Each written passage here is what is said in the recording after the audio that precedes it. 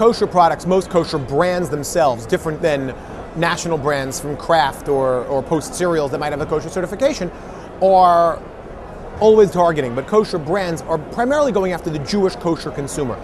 But there's clearly a percentage, a nice percentage of consumers that are buying kosher products for the reasons that are beyond the kosher aspect. There's a perception that they're better quality, they're better tasting. And the old adage from Hebrew National, of course, comes across that we answer to a higher authority. And to a certain extent, consumers have bought into that in many aspects and say, well, Empire, for instance, has done very well because of the care that's given to the way we're raising our poultry. We find consumers that want to buy kosher chickens because they feel they taste better.